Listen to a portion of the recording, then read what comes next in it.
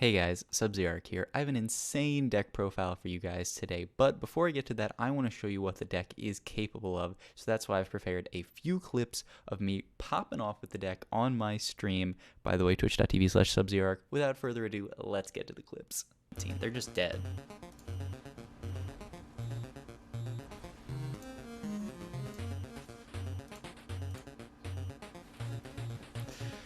And it's just that easy. Would you like to block some of my creatures, friend? You can't block this because it flies for 13 damage on turn 4. Wait a minute. So we do this, play Cavalcade Calamity, make it so you can't be blocked, and then we swing with board, and then we get 6 triggers of Cavalcade Calamity, and Chandra's Spitfire gets +3 for every single one of them, and hits him for a casual 19 in the air? Huh. Seems decent. And yeah, they're just dead. The deck's got reach, by the way. I don't know if you guys know, but like, it can do a little bit of damage in one turn. Like, kind of a lot. I don't even... Like, is this a lot of damage in one turn on turn 4? I guess? Okay, now they are dying.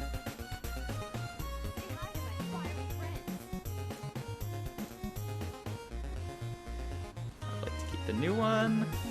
And I would like to make some more hasty elementals. Check how big Spitfire gets here, bro. Whew. Feels good, man.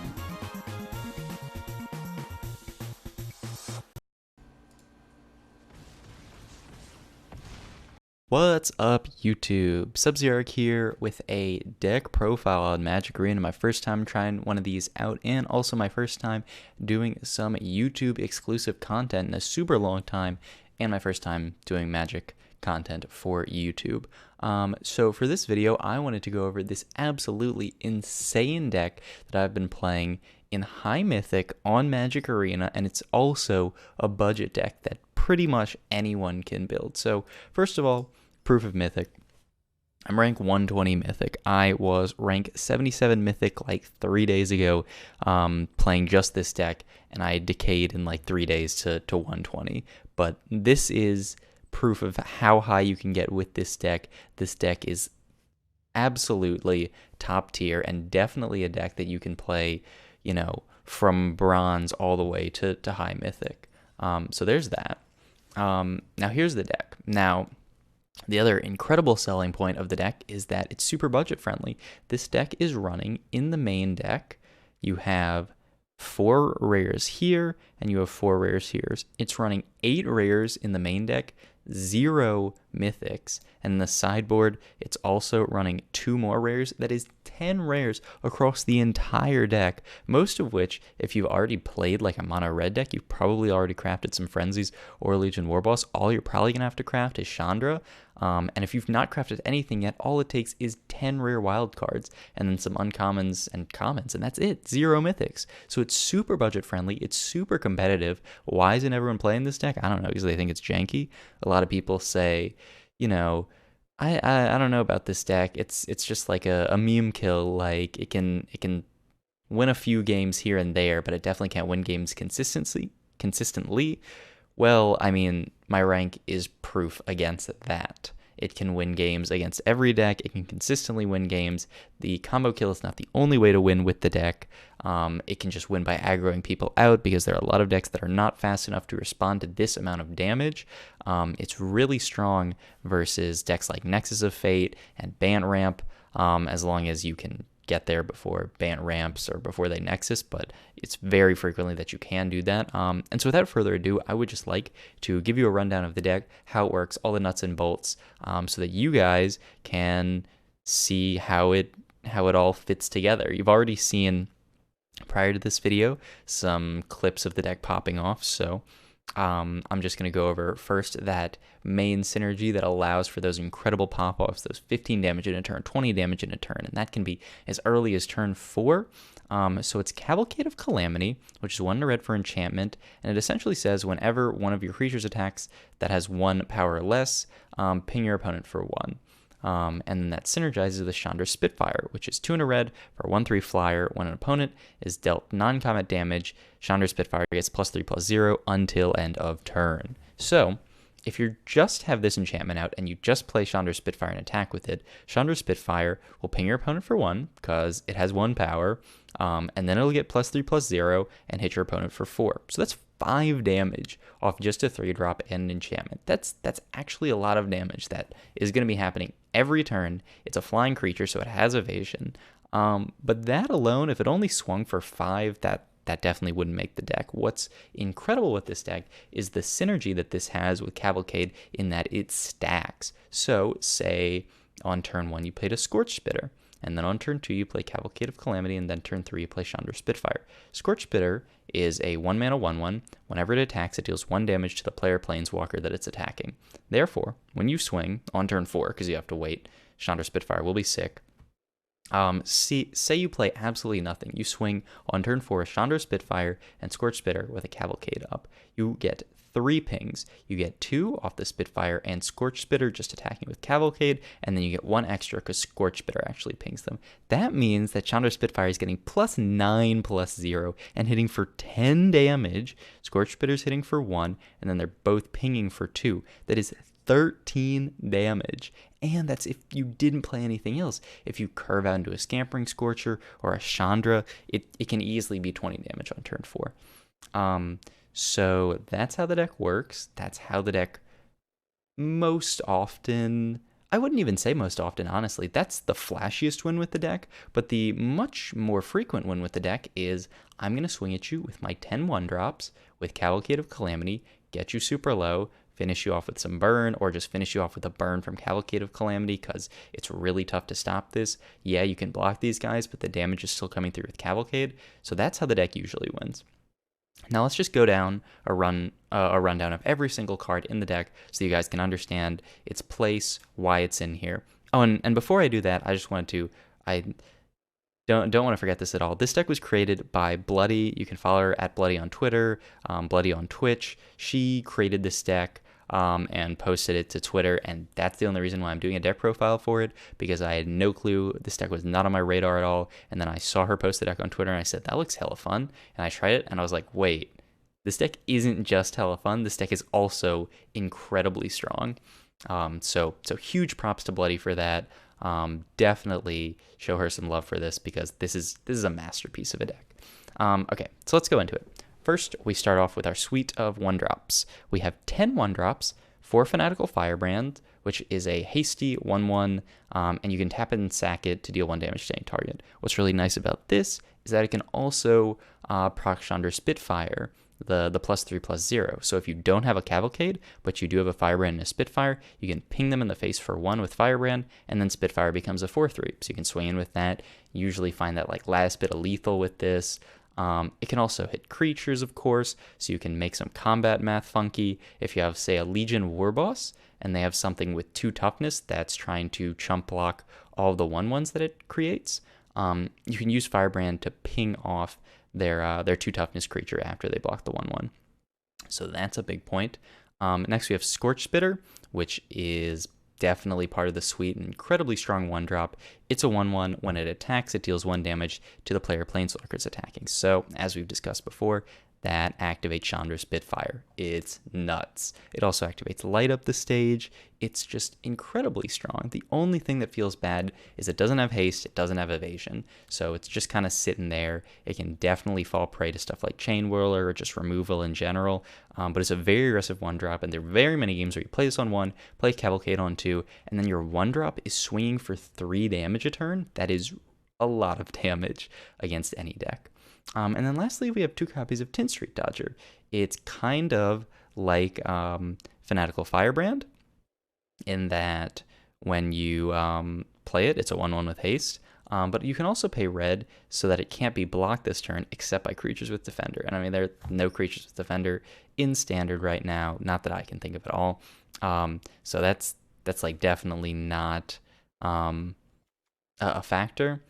So really it just makes it unblockable, which is really strong, especially when you have something like Cavalcade out. So this is swinging for 2, so it's 2 unblockable damage every single turn, and that can really put a clock on your opponent and make it so that they can't win the game.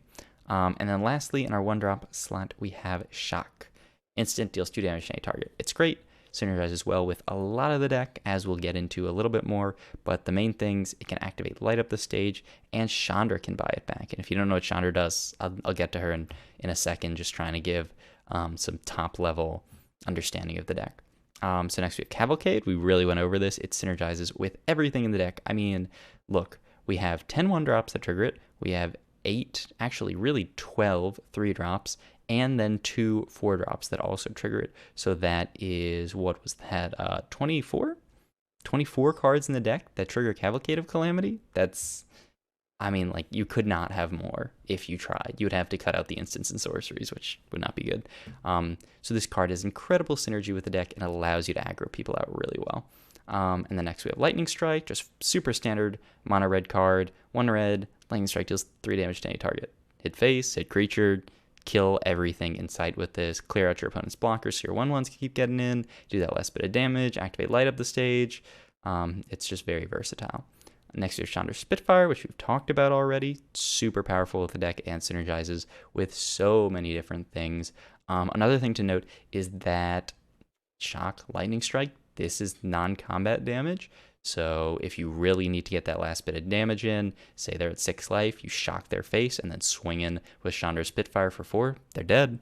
Another thing, if you're going to do that, make sure you do that after you attack and Cavalcade procs. Because if you don't, if you shock your opponent's face and Chandra Spitfire becomes a 4/3, you're going to be out of luck when you attack because it's not going to proc Cavalcade. So remember that when I first started playing this deck, like I messed that up once and I was like, ugh, that's a boneheaded mistake.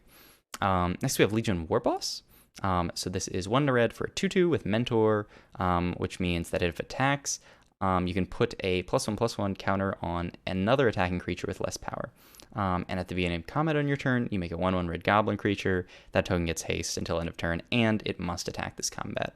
So this guy does a really great job of just making a goblin army. If your opponent cannot respond to him, then you're just making goblin after goblin after goblin and swinging at their face, and they really, it gets out of hand very quickly. It's really strong against decks like Mono Blue and Nexus, because both of those decks do not have a really good way of answering it. Mono Blue, if this comes down and they haven't countered it, I mean, yeah, they can like flash in their the Merfolk Trickster to turn it off for a turn, but really it just creates so much value making 1/1s, and they can't block it because Mono Blue is very focused on having 1/1s, and they don't really want to trade off for a token.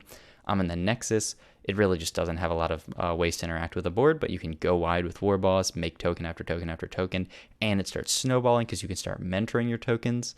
It's a tiny bit awkward because the mentor puts it out of range of Cavalcade. You turn your 1/1s into 2/2s, and then they can't activate Cavalcade anymore. But I mean, if you're getting multiple mentors off, you're probably ahead, so that's probably not a huge issue. Something nice you can do as well is you can mentor all these 1-drops, most notably mentoring Tin Street Dodger to make it a 2/2 that can't be blocked, which is really nice. Though Cavalcade sort of does that already. It makes it a 2/1 2/1. So you know, you don't always have to do that, but that's something that you can do. Another 3-drop that we have, Light Up the Stage, tune a red. Or you can Spectacle it for red if your opponent's taking damage this turn. You can exile, or it's if an opponent lost life this turn, actually. There's a difference between taking damage and losing life, because Magic is all about pedantry. Exile the top 2 cards of your library. Until end of turn, you can play those cards. Till end of your next turn. So this turn and next turn, you can play those cards. It's essentially Divination, draw 2. But you can pay it for 1 mana if they took damage. And guess what? They're taking a lot of damage when you're playing this deck because of Cavalcade, because of Firebrand, Scorch Spitter, Tin Street Dodger, Shock. All of these cards do damage. Like, literally, every card in the deck does damage, either by attacking or playing it outside of Light Up the Stage. So it's very easy to proc this. You just have to watch out for if you have a really awkward starting hand with a lot of 3-drops and Light Up the Stage, you might end up playing this for 3 mana if you can't get your 3-drops down. It's really at your best when you like play a 1-drop and swing, and then like on turn 2 play it, or like curve out really well, and then you're still swinging with your 1-drops and then play it on like 4 or something. But beware, this card can lead to some awkward hands, but it also is just very, very good if you can get it off. So look for ways to proc this card. Don't just blindly keep this card, but it's a very strong card because drawing 2 cards for 1 is really good.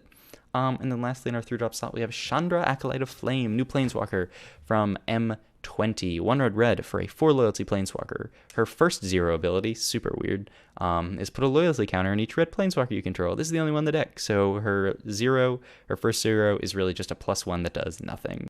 You very rarely use that, but sometimes you do.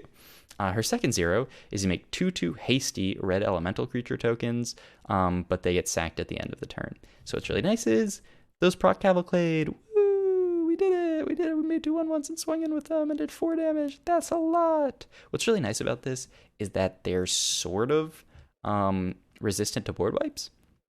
It's really weird, but if you're playing this versus Esper and you have like a board, so say you have 2 Scorch Bitters and then you play Chandra, Acolyte of Flame, and you're coming in each turn for like 6 damage, right?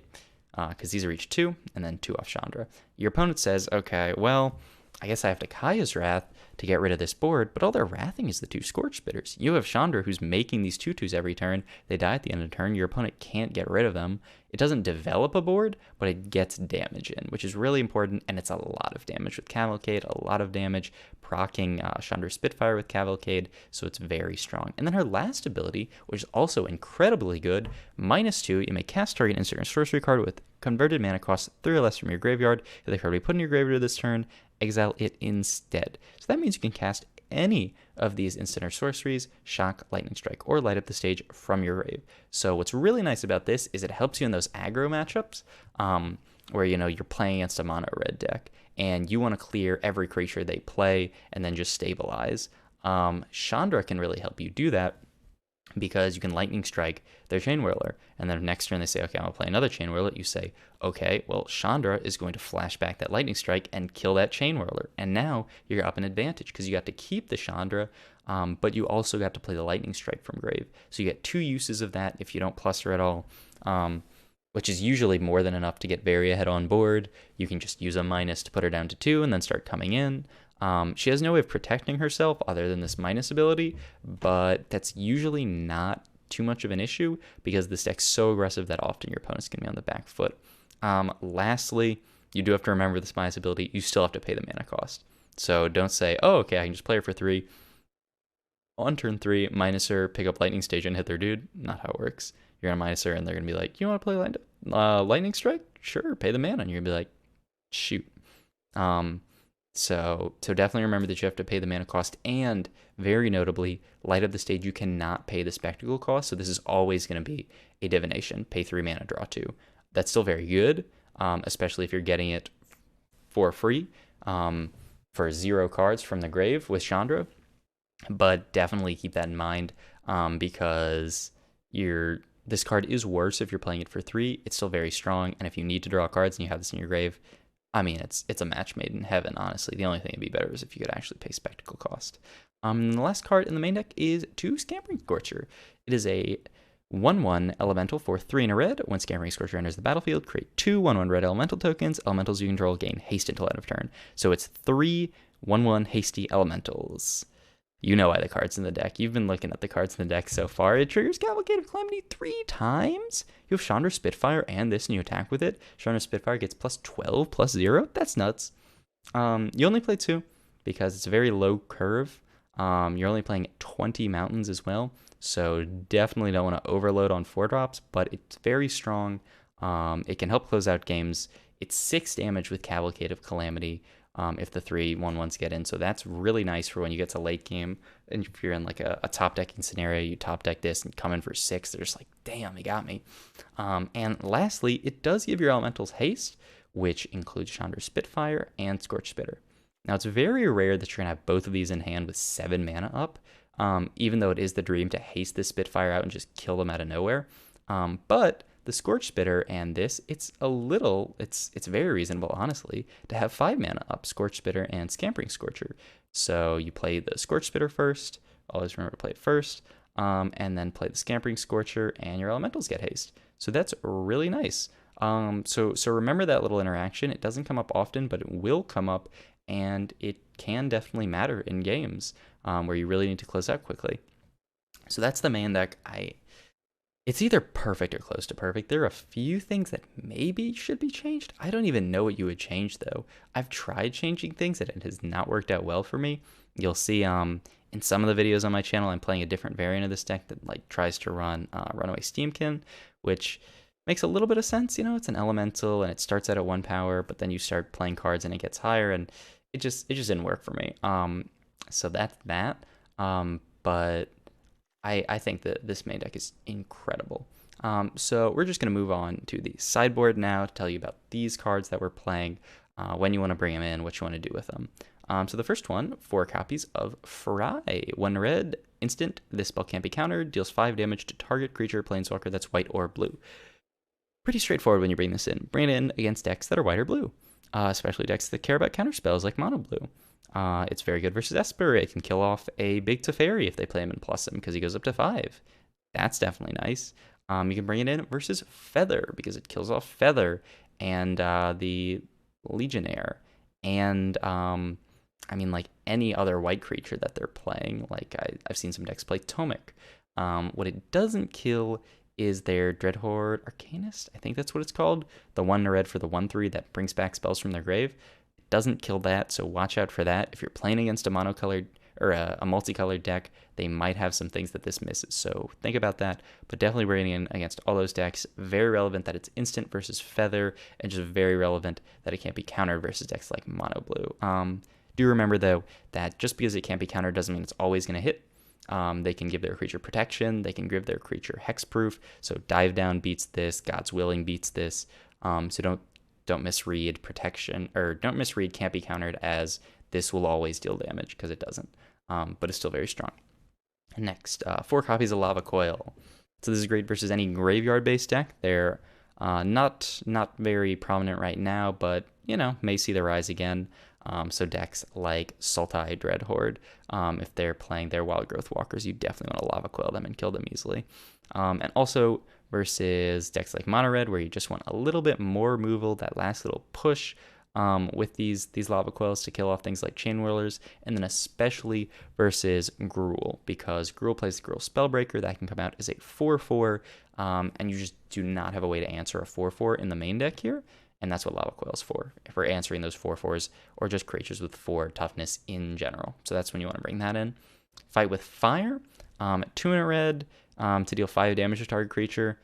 You can kick it for 6 mana to deal 10 damage to a bunch of stuff, but that's never going to happen. You're never at 9 mana with this deck. If you're at 9 mana with this deck, you've probably lost, or your opponent's really low and you're about to win. I've never cast this card for its kicker cost. Especially because it's also in the sideboard, so it's only a subset of games that's even in your deck. If you manage to kick this card, I don't know, send me a clip.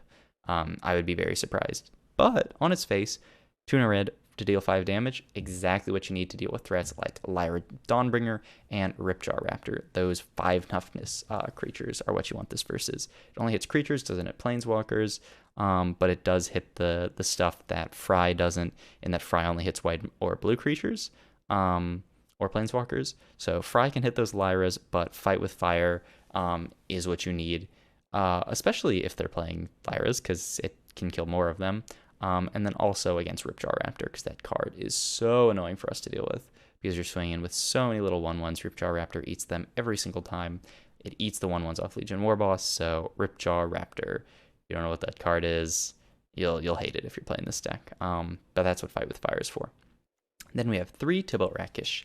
Instigator, 2 in a red for a 5 loyalty planeswalker. Your opponents can't gain life, and you can -2 to make a 1/1 red devil that when it dies, it deals 1 damage to any target. Cute thing, nice thing. These are 1/1 devils. They trigger Cavalcade of Calamity. That feels good, man. Bring in versus any deck that gains life. Esper, Grixis, Black-White Vampires, all those decks gain life. and Tybalt is good to make them not gain life so that you can kill them faster, because if they don't gain life, then you can kill them. So it's really good. The bodies it's make is really nice. It's really nice versus Esper because you play this on turn 3, you minus it, and they say, okay, I'm going to Oath of Kaya it, and they kill it off with Oath of Kaya, but they don't gain the life off Oath of Kaya, so they spend 3 mana to kill off your 3 loyalty planeswalker that already made a 1/1. So that's pretty nice for you. So this card's great versus Esper and versus those other decks I talked about as well.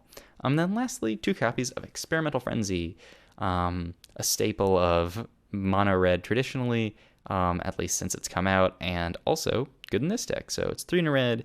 You can look at the top card of your library and you can play it, but you can't play cards from your hand, and then you play 3 in a red to destroy it. This is really nice versus decks where you expect to go late. So it's good versus, say, the mirror matchup against another mono red deck, because what you really want to be doing in that matchup is clearing away all their creatures, and then playing something like Frenzy, or just coming in with something like Spitfire, and just killing them once you've dealt with their board. And like I said before, Chandra helps with that, but this also helps just sort of go over the top of them. It's also nice against decks like Esper, because they're going to be trying to remove every single one of your threats. And so if you go card for card with them, deal a little bit of damage, get them down to like 10 life, but you're low on cards and they're low on cards, and then you play Frenzy and you just get this boom burst of card advantage, then that's usually enough to kill them. So it's also good there. It's not good versus decks where you have a real fear you're going to get aggroed out, like Gruul, and I've played against some like Rakdos decks, but it's not really good there. Not really great versus a deck like Mono Blue that can just like easily counter it.